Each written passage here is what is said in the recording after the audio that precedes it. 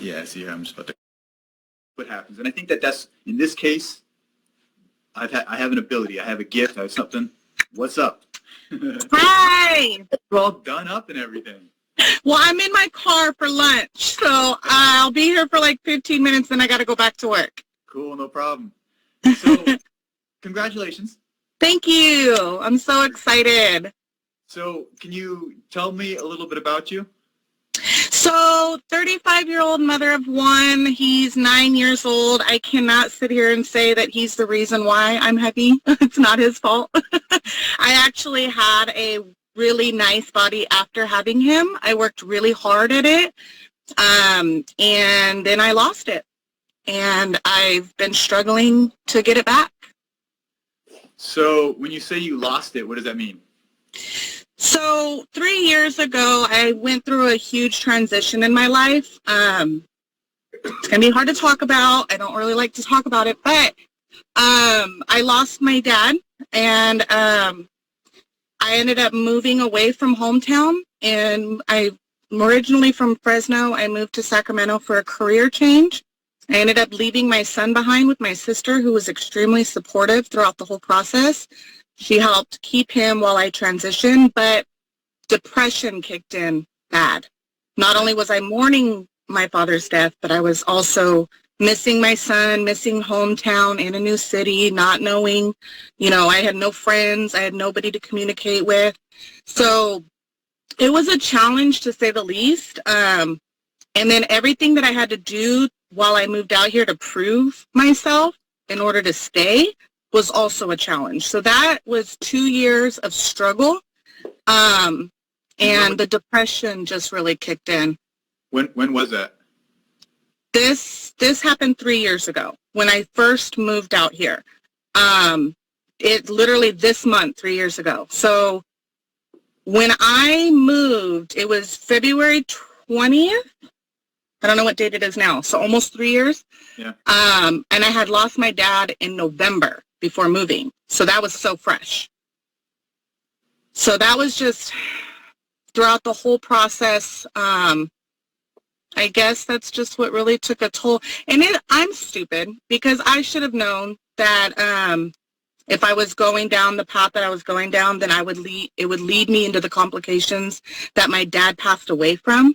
He was only 57 years old. He had heart issues, and he had diabetes.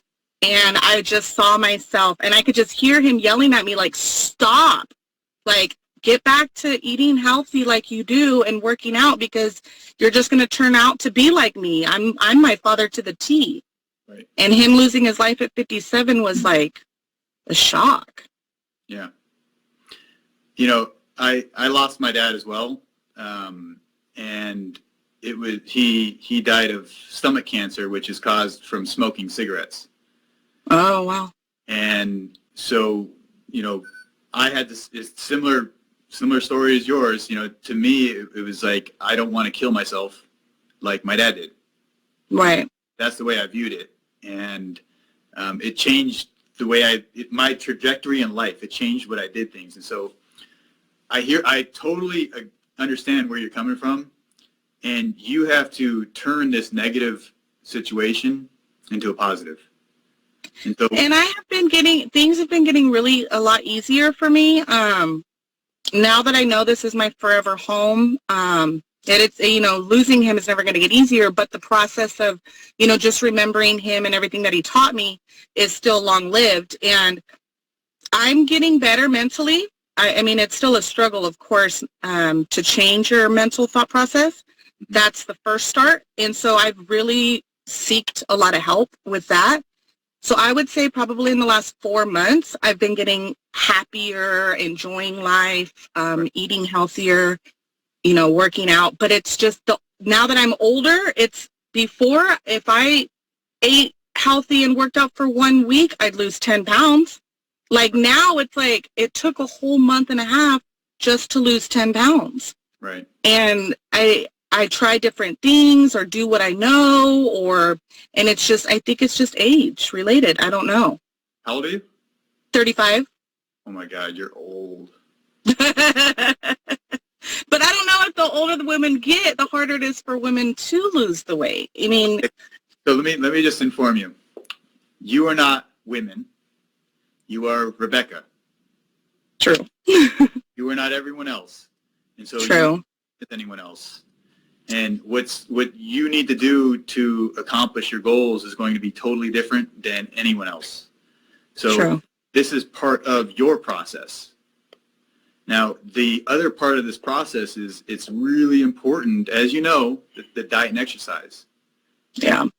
Don't look at it as diet and exercise. Look at it as your lifestyle, Yeah. And I always have. right? You Yeah. gotta stay active. You got to stay busy. You got to stay moving. Movement is the key.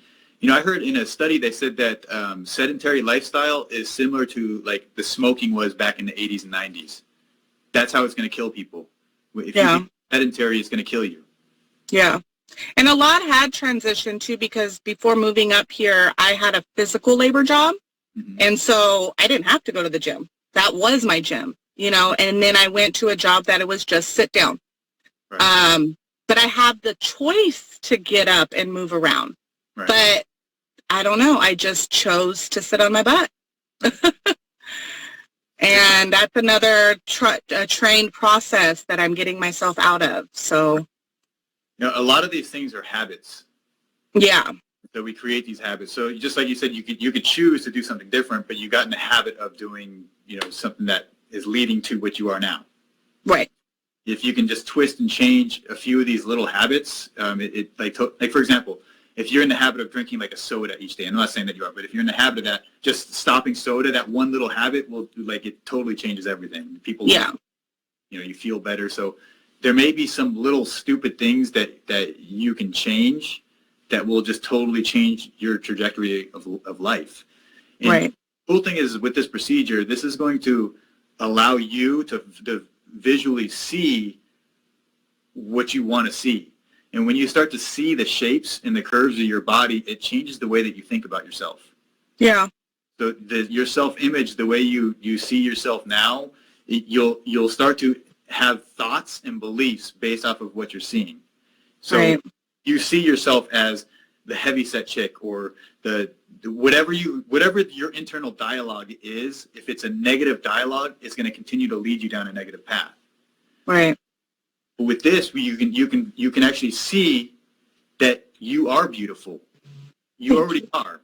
You already are. You need to see that. That's it. Once you see it, you'll start to think it. And then once you start to think it, all of these choices that you're talking about, it's like you hit down the first domino and everything starts to work. Right. Right? I've always had a certain image in my head and the way I'm supposed to look. Right. And I do believe that I'm obviously going to get that back, you know, and thanks to you, I really appreciate, I'm so glad you do local and not general, because that stuff makes me sicker than a dog. But, because I've gone through it, you know, cosmetic procedure before, and that was the hardest part of it. And now that I know that I have somebody that I've been following for 2 years now, all thanks to Angelica, Candy Lover 89. So this all started off of some high quality synthetic wigs. You know, I mean, I just loved her and followed her, and then she went and got her procedure. I'm like, oh my God, he's amazing. I would have never have known about what you do. And I had been searching, like, how can I get away with getting the body that I want again without cutting myself open? Like, I don't want to be cut open. I don't. Right. But that's what all the plastic surgeons, that's what they've been told to tell you. Right. Well, if they can do a C-section on me and I'm wide awake, why can't I don't, you know, like. So it's literally, it's so simple. They were told to do it a different way. That's it. That's it. They were just taught that. They were just told, you do this under general anesthesia. Now, some of them, like, especially the younger ones, like myself, I'm a rebel, right? So when people tell me this isn't possible, I said, I'm going to figure out how and show you how it's possible. That's why I like you. That's the way I think. And there were, like the guy that invented the tumescent liposuction, he was actually a dermatologist. And he, you know, they told him, when he went to do his fellowship, they told him, you know, you have to do general anesthesia. And he's like, that's bullshit. and he proved it. And he came up with this technique of injecting lidocaine under the skin and being able to suck the fat out while people are awake. And then he showed that you can do larger areas, and it totally revolutionized the whole industry. But the plastic surgeons still do it the backwards way. They still do it the way it was done, 20, 30, 40 years ago. And they still have the same bullshit mistakes. Yeah. They still have dying on the table. They still have blood loss issues.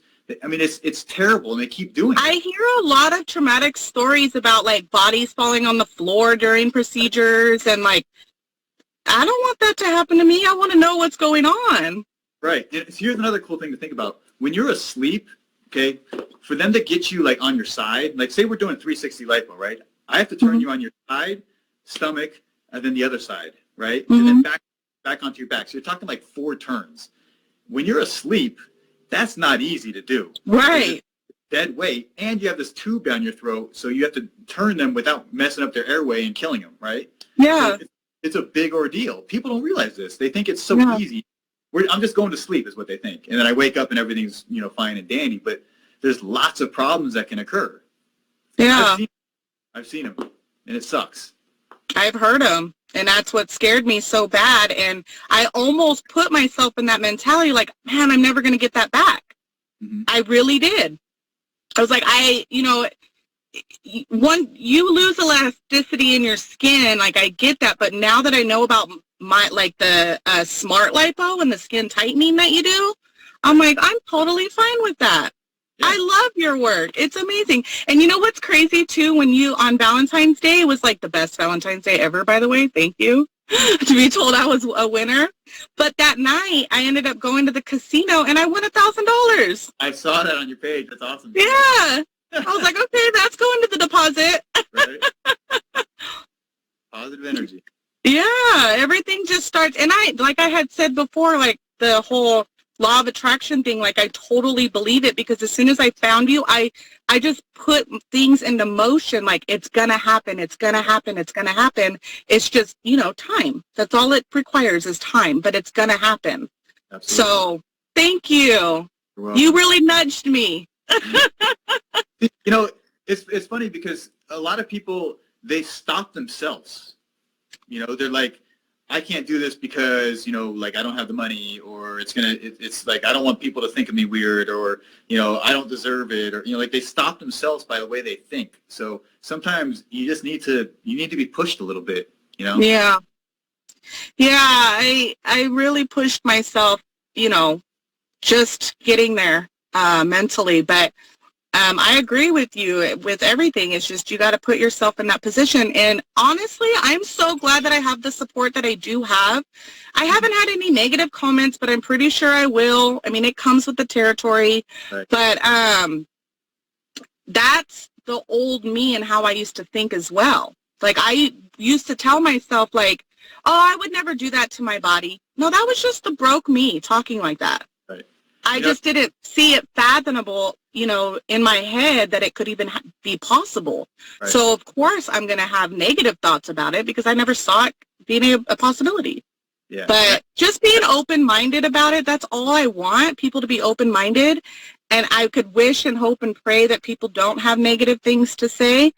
But my block game is strong, so I'm okay with it. Good. It's going from a depressed state and in a low self-image state and progressing to elevating to a higher emotional state and improving the way that you think about yourself. It's a process. It's a process. And people don't realize that. They think it's just like it's going to happen all of a sudden, or like I can say something and it happens, and it just doesn't work that way. And even if I can make it sound really simple, it's not as simple as it sounds. So in this situation, I think that through what I can do, it helps you to see what you want to be. Or it helps you to see who you think you should have been. In a way that, first of all, it's going to be way fucking better than you think. Way better. And you can't even imagine. I have really high expectations for you. I do too. To be honest with you, when early on in my career, it was about, and this is what I was taught, right? Lower the expectations and then, you know, then try to over deliver, then they'll be happy. True. And, like, and I did that for a long time, and I was like, I tried to lower their expectations. It's going to be okay. But no, like, things are fucking awesome. Like, it's consistently awesome. And I've just, in the past, like, year or so, I just figure stuff out and Yeah. just try new stuff, because I didn't have someone telling me, you shouldn't do this, you shouldn't do that. You know, like, I didn't have that bullshit in my ear. I just do. And I do what I'm supposed to do. And it's like, this doesn't happen with plastic surgeons. They don't know any of these techniques because they were just taught to do this, and that's all they do. You know, they're like robots. I just had a patient today that she previously had a BBL from one of the local doctors here, and it was just like, he did a shitty job, and he's supposed to be like the top plastic surgeon in town, and he's supposed to do all the strippers, and he's got all the hot chicks, and you're like, you have the perfect body. And it sucked, in my opinion. And it was simply like just the shapes. Like, he just didn't create and the angles weren't there, and he didn't take out enough fat. He wasn't as aggressive as he should have been. And because of that, it looked like eh. But then I was able to create the hourglass figure, and it just totally changed the whole look. Wow. And it's crazy, and it's just like, I just believed that was possible. So you had somebody that had already had a previous surgery that you did today? Yeah. Oh, I want to see those before and afters. That's cool. I know, it's pretty cool. So I'm starting to take pictures now of, like, in the middle of the procedure, because it's such a dramatic, like, you probably heard, plastic surgeons tell you it's going to take you 6 months to see results, right? Yeah. Okay, that's bullshit. Because if you take out the fat, the results are immediate. You see it immediately. It's right there. So I've been taking pictures during the procedure, and then immediately after I finished taking the fat out of that area, and you can see the results, like, immediately. Right. And it's insane. It's like, it blows my mind what's even possible here, of what I'm creating. And it's like, after I'm done, I'm like, holy crap, I can't even believe that happened. And I know that you don't have after pictures yet of Jordan until she comes back to see you. But I saw her wearing a little yellow dress on her profile picture. She looks tiny. You took a lot out of her. That was amazing. And so she was one of those bigger girls, as they, she's one of those bigger girls that I don't think she believed that she could be where she is now. Yeah, she looks amazing. It's hard even for me I have visions of what I see people looking at, but it's hard for me to even imagine what's necessarily possible. What's her name? Megan. Yeah. Gail. She's got one of these natural bodies that she was, Angelica had the same thing. She was curved already, but she was just filled in. And so those people have so much potential. And I think I see that in you too. Oh, I got it. Yeah. I'm just going to flaunt it now. Right. It's like, if you heard me describe this in the past, it's just like, I just need to take away the stuff that doesn't belong. Yeah. You know, like, I can see, when I saw the pictures of you, I was like, she's got a beautiful body underneath there. We just need to show it, you know. And thank you. You just need to see it again. And I know that you already know. You seem to be one of those people that is like, this is your self-image. You don't see yourself the way you are now. Right, I don't accept. Right. All we're going to do is kind of restore that image so you can see yourself the way you believe you are.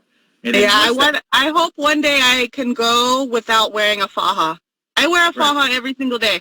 So really? I'm like, one day I'll go without one. Change quickly. Yeah, I'm excited. Do you cover up a lot? Do you wear baggy clothes? No, I wear tight clothes, but I try to, make it to where it's proportionate in the way I look while I'm wearing clothes. So I don't cover up. I don't wear baggy clothes. I just wear a lot of black. People still, people don't know because of the faja what your real Exactly. Issue. Yeah, that faja really does wonders. Right. Yeah. A lot of people that I've seen, they do waist trainers after liposuction, and it makes it even that much better. So and I'm totally going to be doing the same thing. It's just one day, if I wanted to wear a summer dress and not be in a hot faja, I want to do that. comfortably. Right. So what have people been saying, like your friends and family? I assume that you've told. I mean, they're supportive. I mean, my sister being the number one supporter, she, me and her both want to get the work that we want to get done, and we're going to be there for each other on both of it. Some of my really close friends, I'm already showing, like, and I've been sharing, but now that I'm a winner, I think they're paying attention more. Right. But they're seeing, like, I'm showing your before and after results, and they're like, what? Like, I can't believe that. And so all of them are saying, okay, I'm going to him. Right. Because they didn't know, I guess, or maybe they didn't pay attention to what I was sharing or right. seeing it. But now that they noticed I'm the winner, they're like, oh, I'm paying attention now. Right. You know what's funny that I've seen is, like, you can show people stuff that, and they'll see it, and it's like, that's impossible, so they write it off as it's right. So you have to know somebody to right. know if it's true or not. Right, and that's where I think the magic of this is coming in. Like, yeah. We're showing real people, and I'm just randomly picking people, right? Right, totally random. I'm a real person too. Right. Like, I've never met you in person before, so when you come out here for your procedure, that's going to be the first time we'll ever meet, in person. Yeah, ever. In person. So, this is, I need to show this to people that random people can come in and get these amazing results, like better than you ever expected results. And it happens not just once, not just twice, but consistently every single one. I can't wait. No hiding from this. Like I'm telling you, someone that just started doing this, they would never do this kind of thing because there's no hiding. This is out in the public. Like, if you have bad results, it's going to be right out there in the public. Like, I can't screw up, right? Yeah. Yeah, the pressure's on. Right, and I accept that. That's cool because I'm ready. Like, I've been training for this my entire life, and I'm ready. So now's right. Now is your time. Now is my time. I'm excited. And then I'll be back in Vegas again, like end of July. Uh-huh. So I'm sure I'll be healed up by then for after pictures. Absolutely. I'm excited. So what kind of work do you do? I'm a hearing specialist. Oh. So so I check people's hearing and I give them better hearing. That's awesome. Pretty interesting stuff, and it's very rewarding. Yeah, I was going to say, it must be gratifying. Yeah, it really is. That's cool. Well, except for the ones that have a hard time believing they have a hearing loss. I get a lot of that, but that's okay. I mean, we're kind of in the same industry of helping people. Yeah. Yeah, helping people realize how they can be helped. Right. That's a lot of people are shocked of what they're missing right. out in the world until they're presented with it. And when I present them with, because you can't see sound, obviously, you can't measure it by looking at it. Right. So for me to be able to show the vast difference between where they are and where they should be, it's like an eye-opener. It's like their whole world has been opened and just all these possibilities become endless once they're able to hear again. Being able to hear from somebody that they heard their granddaughter for the first time say, I love you, like right. that's a big deal. Yeah. No, that's really cool. I get those experiences with my patients all the time. Like I do not handle women crying very well, but like I have patients that, like, after they stand up from the procedure and all of a sudden they see what they're supposed to see, and it's for them it's very emotional, and I'm like standing there like I don't know what to do. But it's like it makes me feel good. Like I remember that stuff, and yeah, and that makes all the negative crap, because obviously in any business or whatever you're dealing with people, and there's a lot of negative people. So all the negative crap that I have to deal with, it makes all that like wash away, and just it like warms your heart and makes you just keep doing what you're doing. Yeah, it's an adrenaline rush for sure. So, with the hearing thing, is this like you're going to be doing this the rest of your life kind of thing? Mm-hmm. Yeah. I will retire as a hearing specialist. I love it so much. It's it's something that I never thought I'd ever get into. Yeah. I've done a lot of different stuff, you know, right out of high school, becoming a CNA, and then working for a dentist at the desk, and just like, I wanted to be in the medical field. I just obviously didn't know where, because everything that I tried didn't work for me. And then I went back to college and got my psych degree. And while I was getting my psych degree, I worked, you know, just retail. And I was presented this opportunity, but they said, hey, you know, this is a career, but you would have to move to Sacramento. And that was scary. And I was like, you know what? I asked for the support, and I said, okay, I'll do it. Like, I'm terrified, but that's where the best things in life come, is from fear, and in how to accomplish or get over it and not be so fearful of it. I was afraid to fail. I was afraid that it wasn't gonna work out, and I wasn't, you know, because you have to go through the state of California and be certified, and like, it's not easy. It was probably the hardest thing that I've ever done in my life. Right. But that, I don't know, it was just so worth it to me. All the hard work and headache and everything, it was really worth it. Right. And I should have given up. What I went through, I should have just said, I'm done. I'm done. But no, I didn't. I pushed myself. So, yeah. And that'll be one of the hardest things I've ever done, aside from having my son. But this will be another one that I have to get through. It's scary. Don't get me wrong. I'm scared. But good, though. I know I'm in good hands. So that's where the trust comes in. And I just put all of it into your hands. Right. Yeah. Right. Yeah. No, I think you're an opportunist. And I see that's awesome. You know, when you had the opportunity to change and improve and grow, you grabbed onto that, and that says a lot about you. Yeah. And I was definitely not going to let this opportunity pass me up. Not at all. Right. And that's good. You know, like, many people will allow their fears to get in the way and stop them from achieving what they want to achieve. And clearly, for you to choose, you know, to go into hearing and having to, you know, move to Sacramento, there's obviously a lot of fear involved in that. You know, I don't care who you are or how aggressive you are in life. That's going to be scary, changing everything. And you had to leave your kid behind. That must have been so hard. Yeah, it was temporary. I got him back, but it was just the making sure that I'm going to have him set up in school and that we're not leaving. So I had to make sure of that first. I didn't want to relocate him and then it not be a for sure thing. Right. But everything worked out. Yeah, it really did. I guess faith is a real thing. Yeah.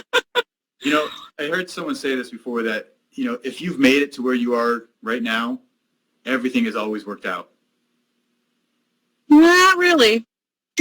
Well, it is for now. I mean, it is now, but I never would have thought I would have been where I am now. Right. And sometimes it takes, you know, life takes a zigs and zags, and what we think are bad things actually turn into, if that bad thing didn't happen, then these good things would have never happened as well. Okay. Sorry, I got them messaging me. Oh, okay. I got to get back. I'm like, All right. I got to get back. I got 2 patients. Well, thank you very much for jumping on. Thank you. Thank you so much. You know, We'll talk again soon. Sure, you follow her, and you know, you guys are welcome to follow her story as well. Go back. Yeah, please follow. Okay. Bye. Right. So we are still here live on Instagram and Facebook. So if you guys have any questions, so that was our first winner of the BBL contest. And we announced that last Friday while I was in San Diego, and so we didn't have an opportunity to bring her on live. So that was Rebecca Rexroth. She's from Sacramento, 35 years old, mother of a son who's 9 years old, and she's ready to change her life. Okay, so we got a quick question here. What's the recovery time for 360 lipo and fat transfer to the butt? I'm in Florida and would have to fly over there. Okay, so most of our patients are flying in from out of state, so that's normal. We try to make this as easy as possible. There's local hotels that we like to use that actually will transport you to and from our office. So that's in play. Flying into Vegas, it's fairly easy. Flying out after you've had fat transfer to the butt's a little bit more of a challenge since you're not supposed to sit. Now, clearly you have to sit for some period of time, so you just want to try and limit that as much as possible. We do give you a pillow, which helps to reduce the amount of pressure that's put on the butt, so that kind of helps, but it's not 100%. So you want to try and stand and walk around as much as you can on the flight. So the good news is that we get a lot of flight attendants that come in for liposuction. So, and we also have a lot of patients that are flying out of here. So I'm sure that they're aware of your needs.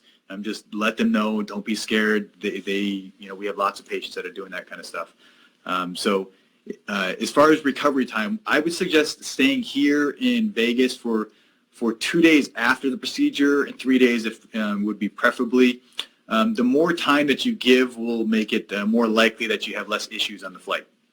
So, whatever your choice, you can get through it. I promise you. Everyone does. I have patients that leave the same day of the procedure. I don't recommend that at all, but they get through it somehow. But they tend to have more issues. So if you wait a little bit longer, you'll have less issues and things will seem to be a little bit easier for you.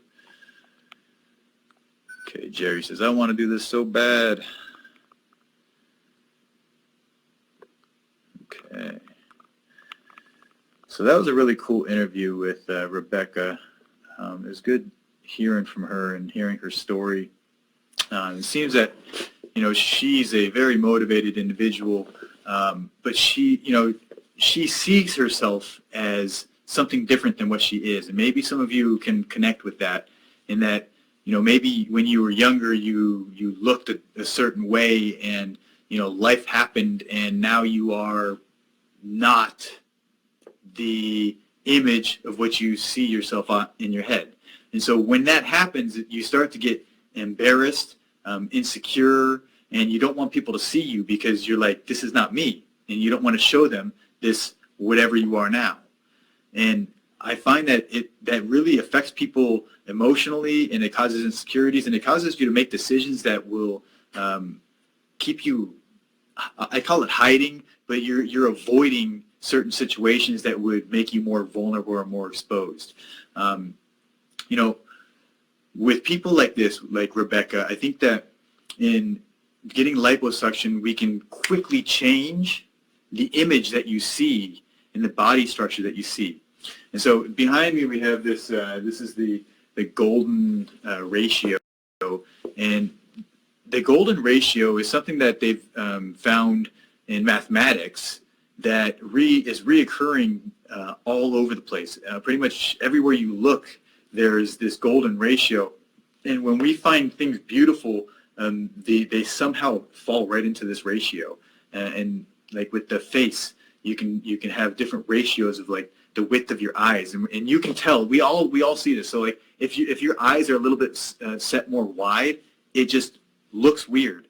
And you'll look at someone, you'll be like, something's wrong. It doesn't look right. It's weird, right? How the structure of the face. That you have too much fullness down here and not enough up here. The structures, the ratio, that stuff, when that changes, you'll see it and you're like, I'm not sure what's wrong, but it's wrong. It doesn't look right. When I was in school, they had this diagnosis. When you don't know what's wrong with the kids in pediatrics, there's they look funny, and they call this FLK, funny looking kid. And it was actually a diagnosis. Like, this is how stupid medicine is, right? Some kid looks weird, so you say funny looking kid. Now, this is our society. This is the way that we see, and it happens on a subconscious level. We find beauty in these shapes, in these angles, in these proportions. We find beauty in it. We see things and we are attracted to it subconsciously. We're not even thinking. And so when we're able to create these proper ratios and beautiful natural shapes, when people see it, they can't help it but be attracted.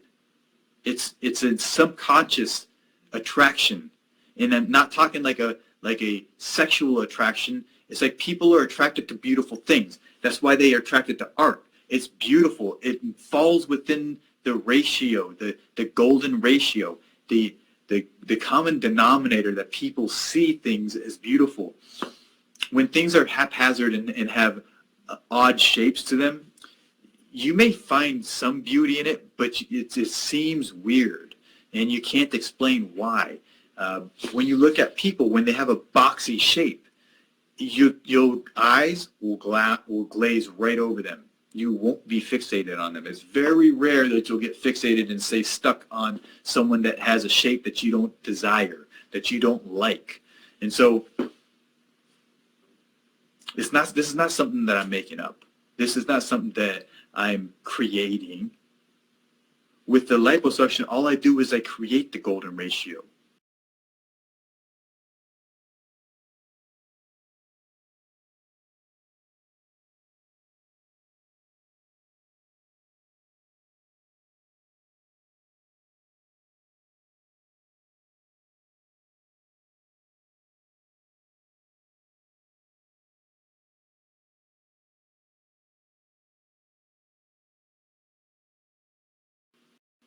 I know these things, so I create. And it's not as hard as you might think. It's not. It isn't. It's something on a subconscious level. I've studied this stuff. You studied it. I've just paid attention. I pay attention to the ratios. I pay attention to the body proportions, the level of where your waist is. You know, some people have a waist that's up way too high. That's not natural. It's not normal. It shouldn't be that way. But we can change it and make it the way you're supposed to be. It's your body. You're just filling in places that the fat doesn't belong. It's like we're a block of clay that's like growing out, and we just need to take all those jumbled areas around the waistline, around the wherever you have it. We just take it away, the stuff that shouldn't be there, and it unveils the beauty within. So I see that beauty already. Like on Rebecca, she's beautiful, beautiful. When you see pictures of her, I see the way her body should be, not the way it is. They made a movie about that. What was that with Jack Black, where he saw the women. Oh, that one they're fat. Yeah. But they were actually skinny. Right. Shallow Hal. That's right. And so, like the ability to, and so what he would do is in this movie, he saw people for who they are. So the energy within them, the personality, the loving nature, he saw that. That's what he saw, and he didn't see the exterior materialized world that we create. So the overweight, 300-pounder, he's seeing them as some beautiful, sexy woman because that's who they are. That's who they're supposed to be. And so, in a similar fashion, I'm able to see through the fluff. I'm able to see through this like blanket that is over you and covering up the beauty within. And so my gift, my ability is to be able to take that away and show you so you can visually see the shapes that you're supposed to see. When you start seeing yourself in this different way, it's like sacred. It just happens. You start to feel differently about yourself. You can't help